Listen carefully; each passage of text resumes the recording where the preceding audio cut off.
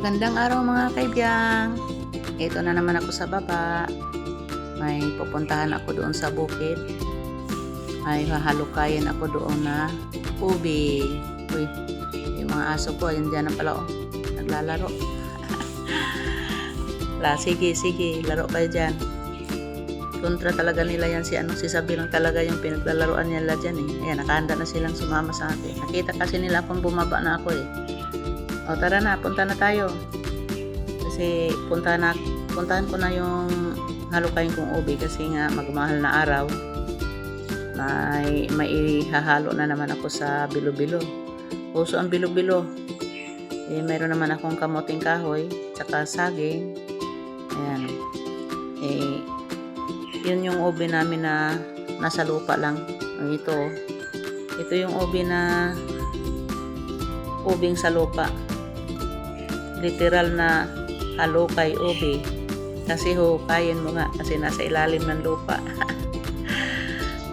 Ayan, mahirap anuhin. Ayan, puti may nakausli na Yun yung niya, maliit na laman na sa gilid. Mahirap hukayin kasi nga matigas ang lupa.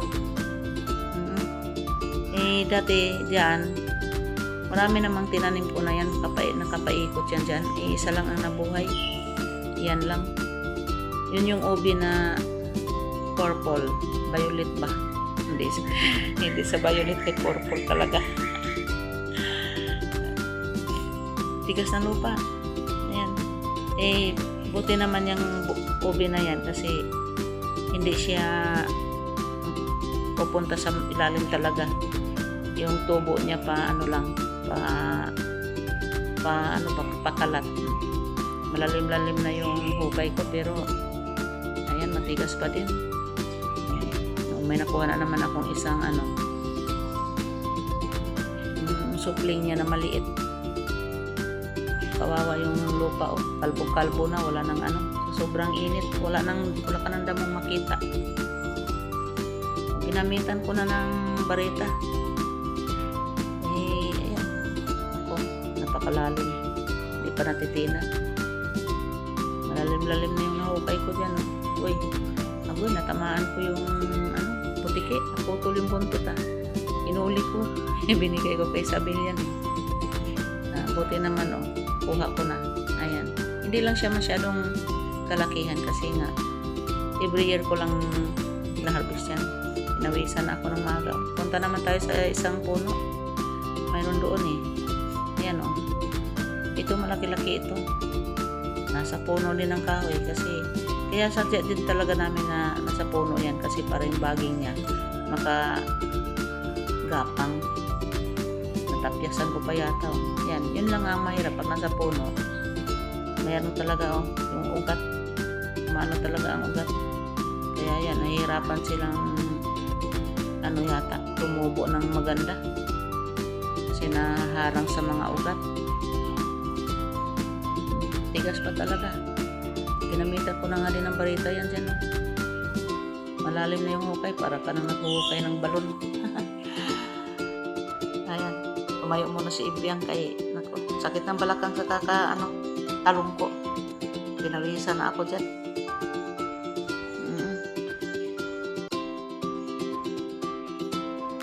Lisngag lagi ilong.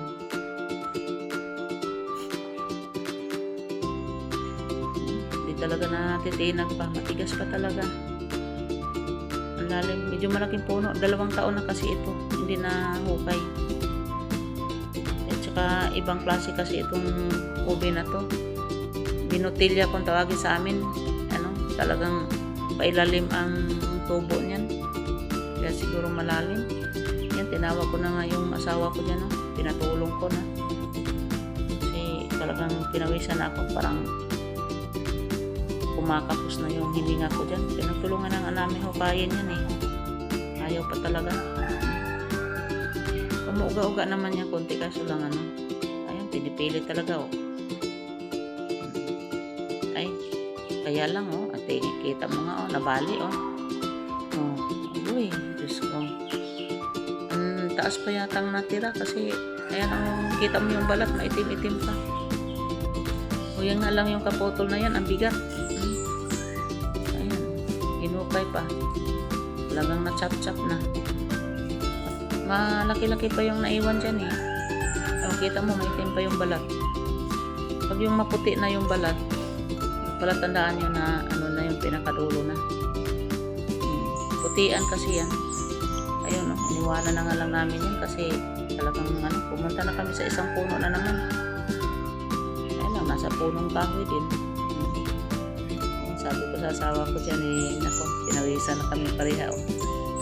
Magandang exercise yan magang-maga pa napapawis na. Buti naman kamo yan kasisibo lang ng araw. Malamig pa ang panahon at saka landong pa ba. Medyo malalim na malapit na. Ayan, ayun. Parang ligwat-ligwatan na po do, parang pinipilit na.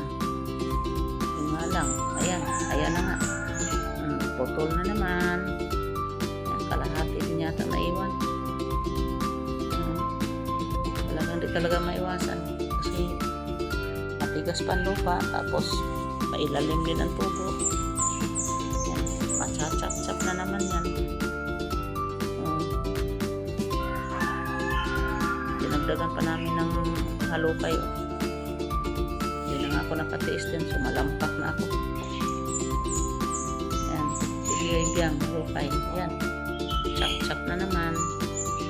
Ayun, marami-rami pa yan, malaki pa din yan, kaya lang iniwanan na nga namin yan. Ay, dito pala may saging pala akong nakita. Ngayon ko lang ito nakita, ang laki buwit. Kaya lang hindi pa masyado siyang magulang. Mga 1 buwan pa bago makuha yan. So, ito na mga kaibigan yung mga nakuha namin. Puro putol, hindi talaga maiwasan. Ayan, nakuha. Ilan lang din ang nakuha namin chop-chop na, durog na. Ayun. Tinapunan na lang ang asawa ko yung butas dyan kasi baka mamaya ma-shoot pa kami dyan, delikado. Ito na nga mga kaibigan lilinisan ko na yung ubi kasi may mga putik-putik sayang nga yung malaki pa naman sana. Kukuhanan ko ng mga mga lupa-lupa kasi itry kong itimbang kasi para malaman natin kung ilang kilo. Ayan, may bit-bit na sa ibang timbangan. Kasi nung December kasi mahal dito yan 150 ang kilo dito sa amin. Kaya lang nung December naman yung ginawa kong halaya, yun yung isang ubi na yung namumunga lang doon sa baging. Yun ang ginawa kong kasi hindi naman makain ng diretso yan, as in kainin mo talaga kasi medyo malagkit yan at saka may aftertaste siya na pait-pait. Kailangan ay talaga ng asukal yun. Mo lang sa luto. Ayan, karga mo pa biyang. Dami dyan. Yan, pwede naman kasi yan i-stack mo lang. Hindi naman agad nasisira yung mga ubi. Tingnan nga natin kung ilang kilo. Yun lang yung yung mga hindi durog. Yun yung mga buo-buo. Ayan, tingnan natin. Ayan, nako. 18 kilos. Yun lang yun. Ito naman yung durog. Tingnan natin. Yung mga na-chop-chop kung ilang kilos. Mabigat-bigat din yan. Ayan, umabot din ng 2.5 kilos. Diba? Nagka-total ng 20.5 kilos. Ang laking yan. Ang laking pera sana kung natapat pa ng December. Balatan ko na nga lang itong mga durog-durog dito ng malaga. Ito na lang yung pang merienda namin. Sarap yan sa kape. Ang lalaki pa naman ginutad-gutad ko nga yan dyan yung mga kasi makapal.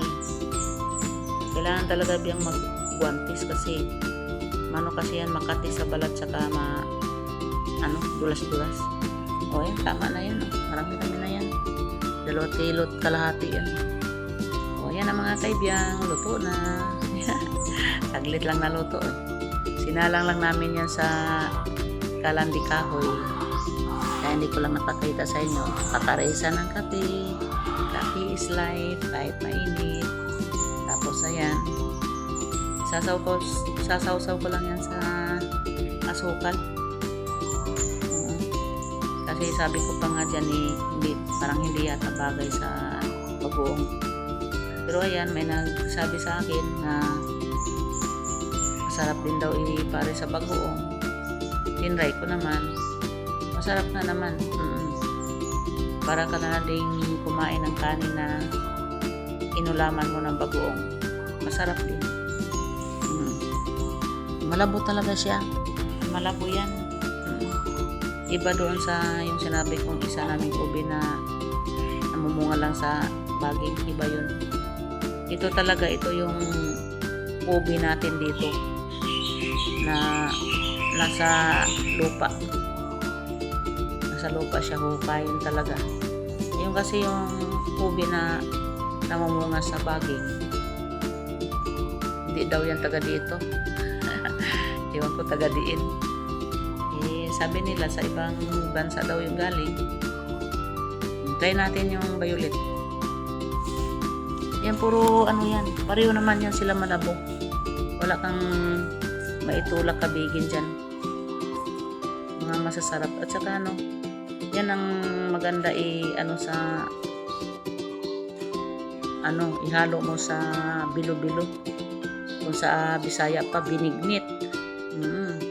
Ayan. Uso ngayon ang binignit kasi mahal na araw.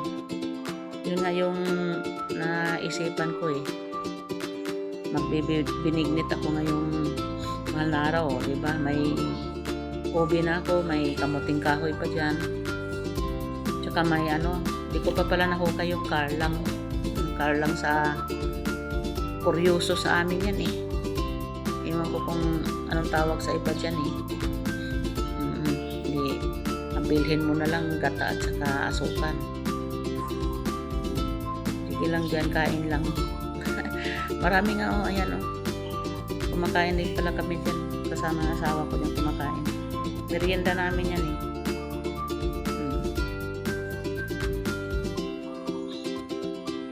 Yan, di naman kasi yan masisira. Pag may tira, pwede mo namang itabi. Pag kinabukasan, yan. Gawin mong tinapay.